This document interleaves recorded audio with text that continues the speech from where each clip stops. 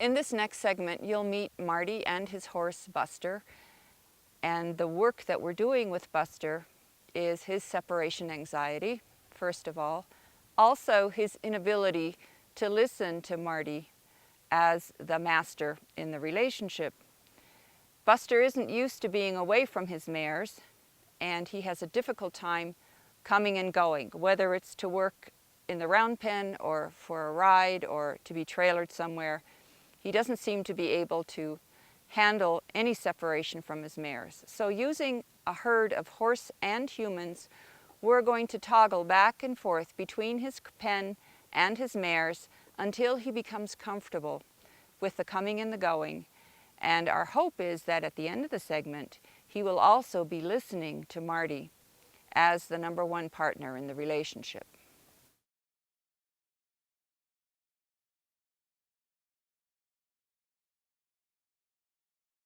In this series, you're going to see Buster and Marty making 5 passes from Buster's round pen or his little corral over to his mares, over to the herd. And with each pass, with each walk, you're going to see his nervous and anxious symptoms start diminishing. He displays a high head, he displays pacing, he displays uncomfortable body positions around Marty as he circles him. He uses his neck and his head to move Marty around. Marty has to pull on the rope to get him to move. He has to make him move his feet in order to stay focused. It's almost as though Buster has decided that Marty doesn't exist. And what you're going to notice over these 5 passes is that Buster's energy starts coming down. Marty starts gaining a little bit more control with each pass back and forth. And what you're going to see at the very end is that Buster has indeed equalized his brain waves.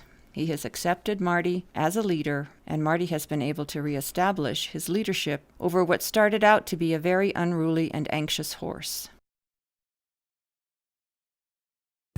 Hi, I'm Marty Kelso, and this is one of my horses, Buster. He is a 9-year-old leopard Appaloosa. I've had him for under 2 years now, and actually for as wound up as he is right now, this is 10 times better than what he was when we first got him. I don't know the history of this horse for the first 7 years of his life, but he has shown big potential of being a very nice horse. I've had a trainer work with him a little bit. I've actually been on saddle with him, but not outside the round pen. The other 4 horses that I have are all mares, and he's got some separation anxiety when he's away from the mares. This is the anxiety that he shows. So we're hoping to calm him down with some stress control therapy while we're out here, and then get him to where he can be a calmer, more relaxed, more polite horse. Is that That does it. Our plan for today is actually to work with him going to and leaving his herd so that it becomes more of a everyday affair for him instead of full of separation anxiety. And the way that we want to do that is for the people here to act as a herd that he goes and comes with, then to allow him to mingle with his horse herd, then for us to mingle with the horse herd, then to take him back out again. And through this process of creating a pattern of coming and going with 2 herds, a human herd, a horse herd, a mingling of the herds, that in his mind what he starts feeling is, okay, I see there is more than one kind of herd that I can bond with. That's the theory, and that's what we hope to achieve. As you watch Marty and Buster and the rest of the human herd pass between the pen and the corral where his mares are, notice how Marty and Buster's energy starts working more in synchronicity. Buster starts listening to Marty more, and Marty develops his leadership skills and cues Buster much more smoothly and with greater effect, so that by the end you'll see the desired outcome becomes a real possibility. And what he's going to experience is that isolation goes away when there are people around. And he is, whether it's Marty who is his herd or whether it's all of us walking back and forth, it's kind of like what we did with Promise, but it's going to be so that he understands the coming and going is normal. That's what we're trying to get him to understand. So what we'll do, if you want to put the lead rope on him and turn the pulser on. Okay.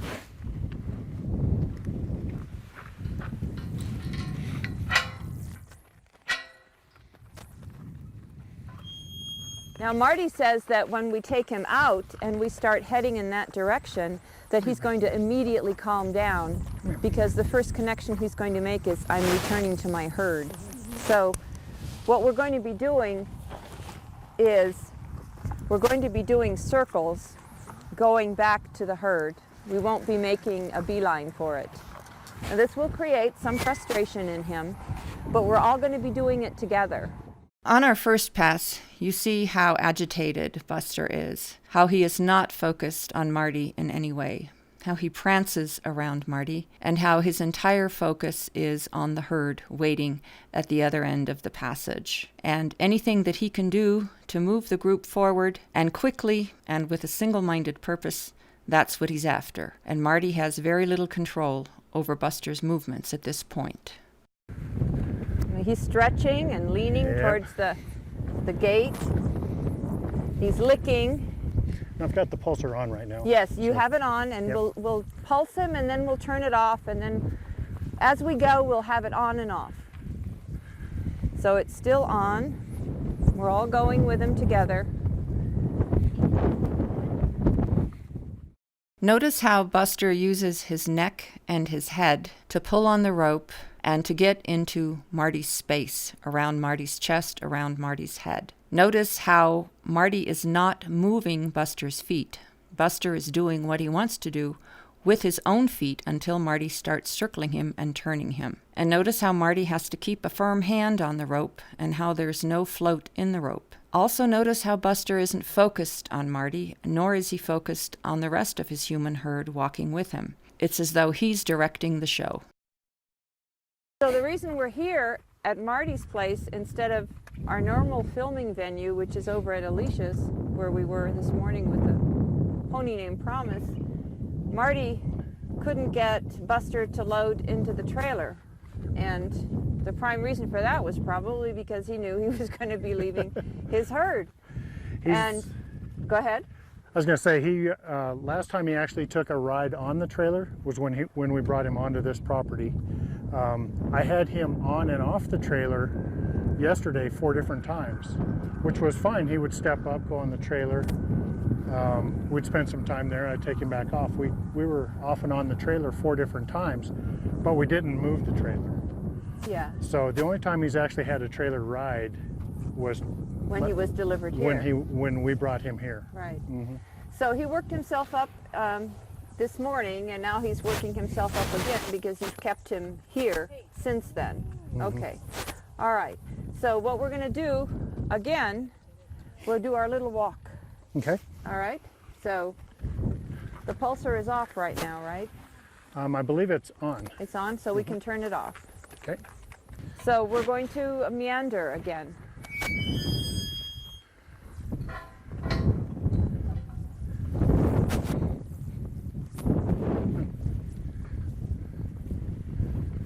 Come on.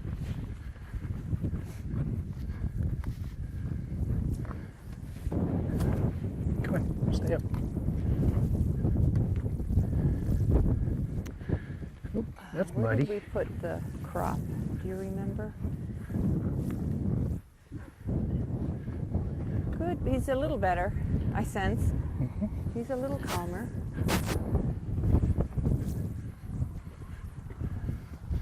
Okay, come on. Come on, let's go this way. He's not so focused on turning his nose in this direction. Yeah, boy.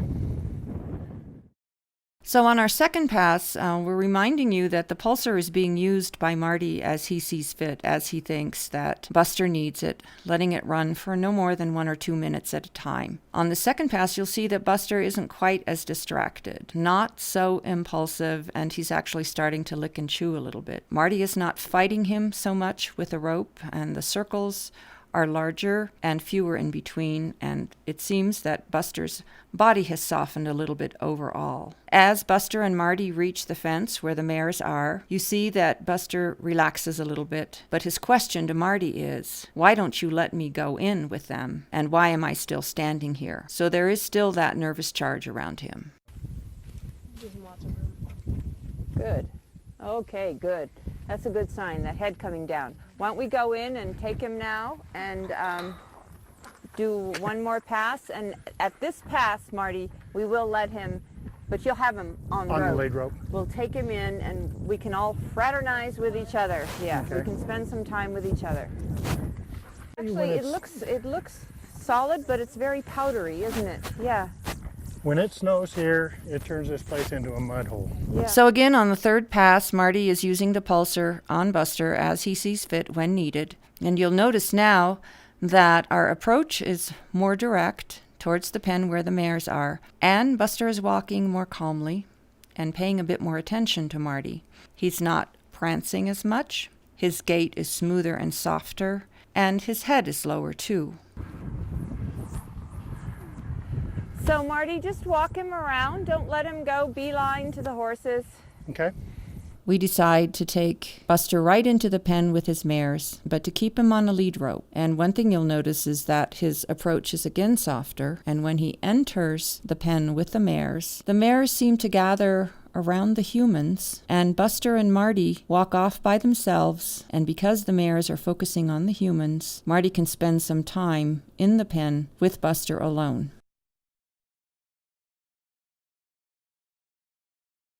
Notice that on this first pass in the mare pen, Buster is on the lead rope, and he's always on the lead rope, being led by Marty. The reason that we do this is to introduce him to his mares in a new scenario where he has a leader, Marty. He is being led, and he's allowed to mingle with his mares, but he's not being left there with them and all the humans leaving. This is a new experience for Buster, and it helps him integrate the idea that he is at once part of this herd and leader of that herd, yet being led by a human.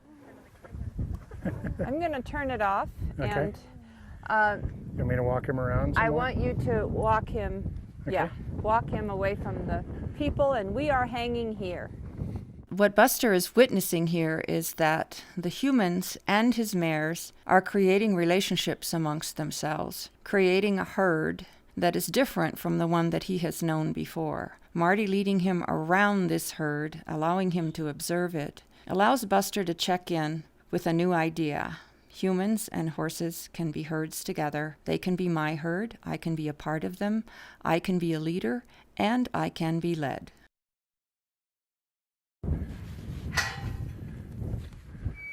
All right.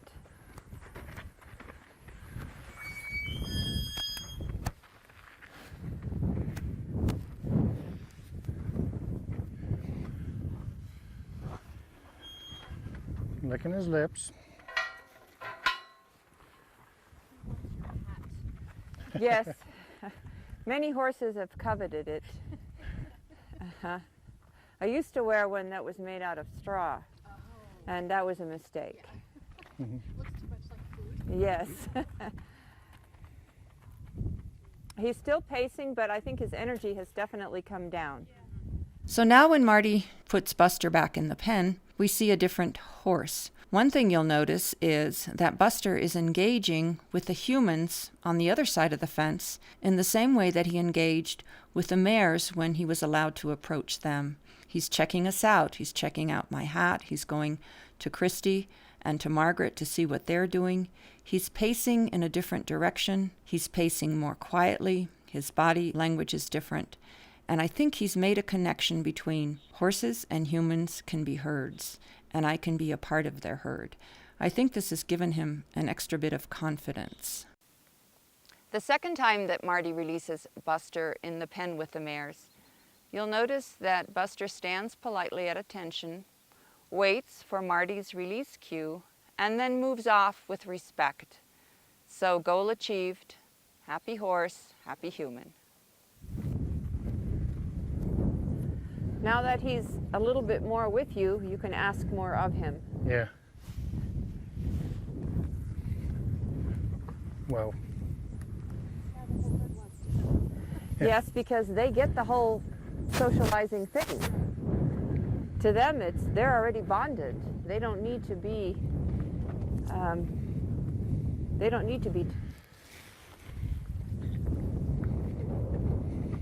Top dog. They just want to be part of the herd. It's hard being top dog. I commiserate with him.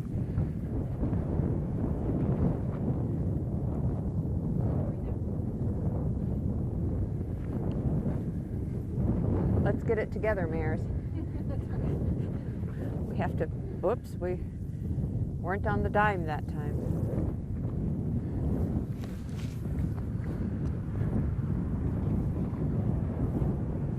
Fantastic view. So I think our boy is calmer, Marty. What do you think? Yeah, I would say so. So is the pulsar on? No, it is not. I turn it on when you put him back in the pen there.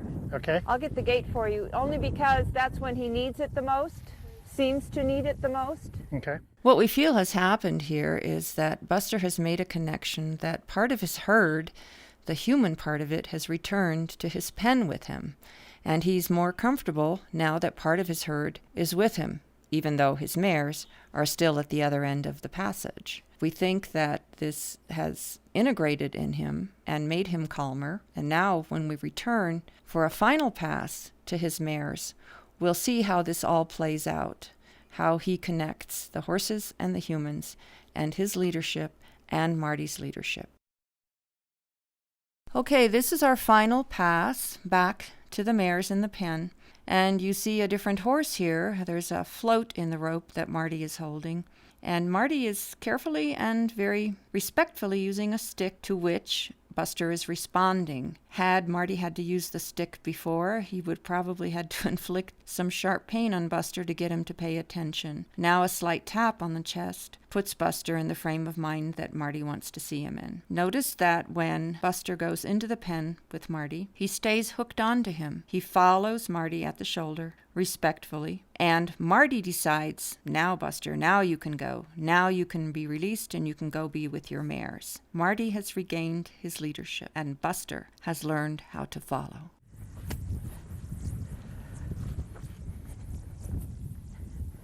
Good boy. Very nice, Marty. Good boy. And I would continue to do this returning him here with the stick until he realizes this is now how we work together. Yeah. Good. It's a different horse. I mean, it's the same horse, we just got him to where we want him to be. Cranked him down so much. Yes. Yeah. Yeah, it was.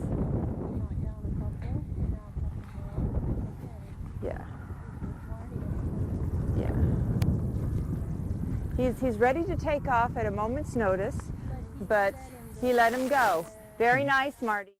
This time when you released him, and you did it under your own conditions, and he obeyed and he bonded with you and he followed you. How did that feel? Much better, much better. It's satisfying when a horse has a connection with you, that you can tell he's listening to you and paying attention to what you want him to do instead of going off on their own way.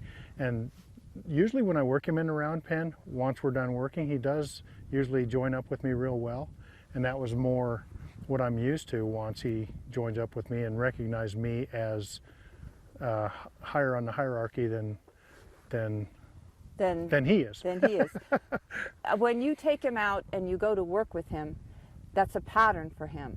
And in that pattern, he has learned that you're the top dog or the top horse in the hierarchy. When you're bringing him and taking him from the herd, he hasn't learned that yet. And that's what we're trying to achieve today. So that no matter if you're taking him to the pen to work, or if you're taking him to put him in a trailer, or if you're taking him for a walk in hand out in the countryside, he knows that that pattern is established. You're the boss. Even when you take him back into his herd, you're still the boss until you say, now you can go. That's what we're trying to do. And he's come down a few notches since we started. Had we let him just go the first pass we did when we first came into this arena, he would have been out of here and flying away in your face. So now we have our horse back to some degree. All right, good going.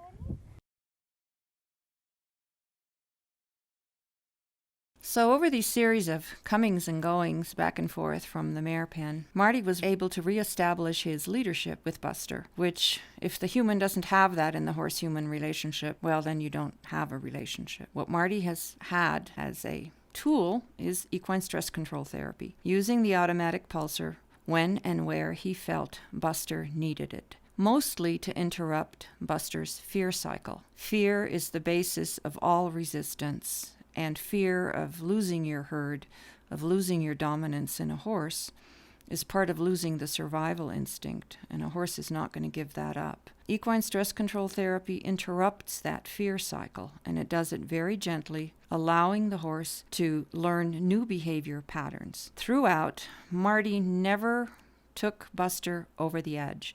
He kept Buster in the learning zone throughout. This meant that throughout all these passages back and forth, Buster was using his volitional brain. The horse uses its volitional brain to make decisions, to make choices. And when it does, the integration process moves along much more rapidly. And of course, the benefit to the human is that it makes the human feel good too.